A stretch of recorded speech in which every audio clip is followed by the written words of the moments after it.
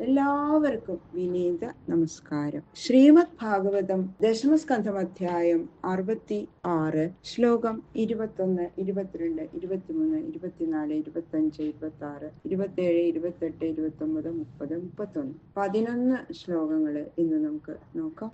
ഭഗവാൻ ഇതാ പൗണ്ഡ്രക വാസുദേവനെ വധിക്കാനായിട്ട് പുറപ്പെടുന്നു. ഓം നമോ ഭഗവതേ വാസുദേവായ. ഓം നമോ ഭഗവതേ വാസുദേവായ.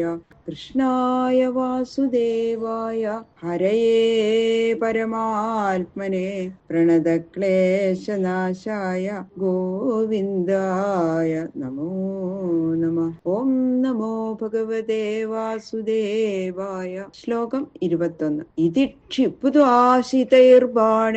വിരധീകൃത്യ പൗണ്ഡ്രകം ശിരോ വൃഞ്ചൽ രഥാംഗേന വജ്രേണേന്ദ്രോ യഥാഗിരേ.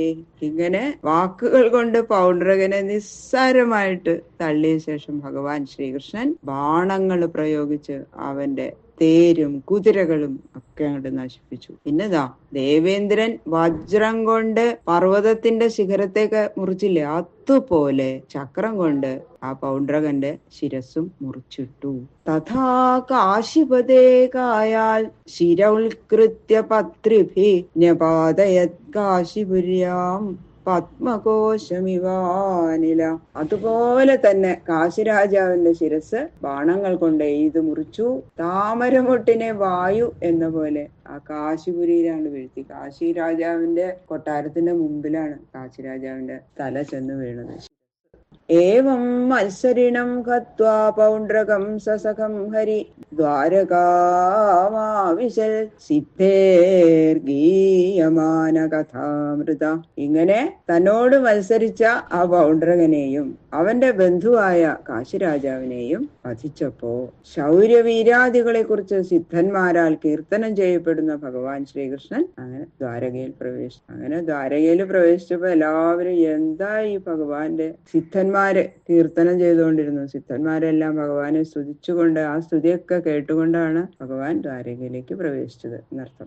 സ നിത്യം ഭഗവത് ധ്യാനപ്രധ്വസ്ഥാഖില ബന്ധന വിഭ്രാണശ്ച ഹരേ രാജൻ സ്വരൂപം തന്മയോ ഭവത്.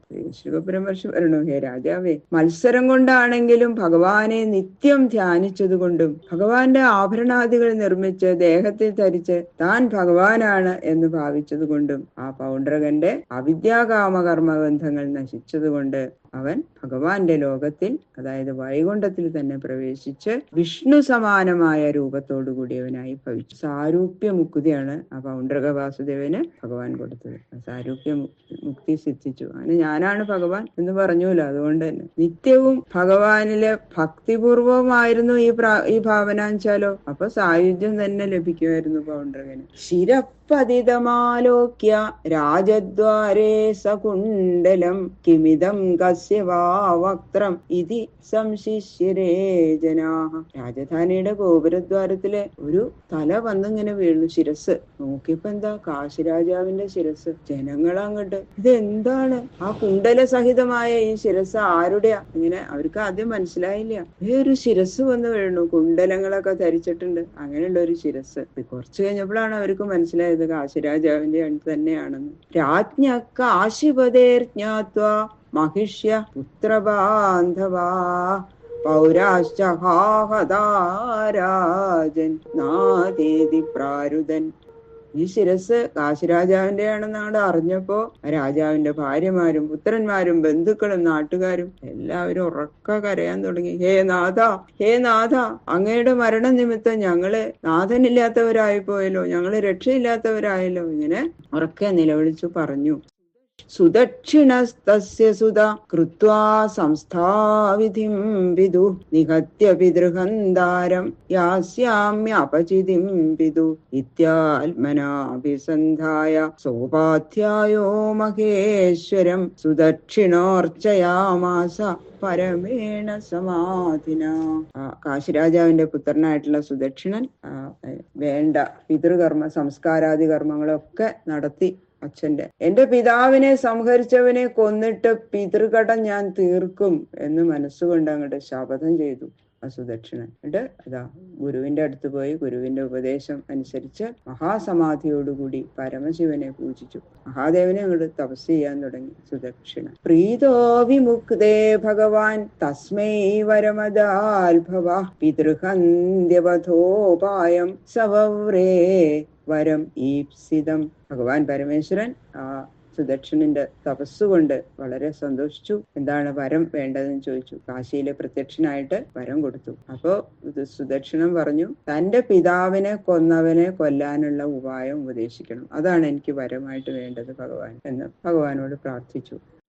ദക്ഷിണാഗ്നിം പരിചര ബ്രാഹ്മണേ സമം ഋത്വിജം അഭിചാരവിധാനേന സചാഗ്നി പ്രമഥേർവൃത സാധയിഷ്യതി സങ്കൽപ്പം അബ്രഹ്മണ്യേ പ്രയോജിത ഇത്യാദിഷ്ടസ്തഥാ ചക്രേ കൃഷ്ണായാഭിചരൻ പ്രതി. ആ യാഗത്തിലെ യജമാനൻ നിശ്ചയിക്കുന്ന ഋത്വിക്ക് യജമാനന്റെ ഇഷ്ടമനുസരിച്ച് പ്രവർത്തിക്കുന്നത് പോലെ അഭീഷ്ടത്തെ സാധിപ്പിക്കുന്ന ആ ദക്ഷിണാഗ്നിയെ ശത്രുനാശം ഉണ്ടാവണേ എന്ന് സങ്കല്പിച്ച് ബ്രാഹ്മണരോട് കൂടിയിട്ട് യജിക്കുക. അങ്ങനെയുള്ള ഒരു യാഗം ചെയ്യാം. ഒരു കാര്യം കൂടി പറഞ്ഞു ഭഗവാൻ, എന്നാൽ നിന്റെ ശത്രു ബ്രാഹ്മണനല്ലാതിരിക്കുന്ന പക്ഷം, ബ്രാഹ്മണനാവാൻ പാടില്ല, ബ്രാഹ്മണനെ ഈ യജ്ഞം കൊണ്ട് ഇങ്ങനെ ഹനിക്കാൻ പാടില്ല, ബ്രാഹ്മണനല്ലാതിരിക്കണം. അങ്ങനെ ബ്രാഹ്മണനല്ലാത്ത പക്ഷം നീ നിന്റെ ആഗ്രഹപ്രകാരം ഭൂതഗണങ്ങളാൽ ചുറ്റപ്പെട്ട ആ അഗ്നി ആ കാര്യം സാധിപ്പിച്ചു തരും. ബ്രാഹ്മണരിൽ പ്രയോഗിച്ച ഫലം വിപരീതമായിട്ട് കലാശിക്കും.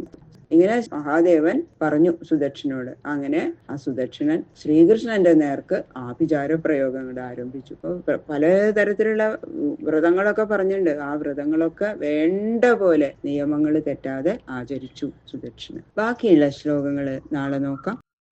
സർവത്ര ഗോവിന്ദനാമ സങ്കീർത്തനം. ഗോവിന്ദ ഗോവിന്ദ ഗോവിന്ദ.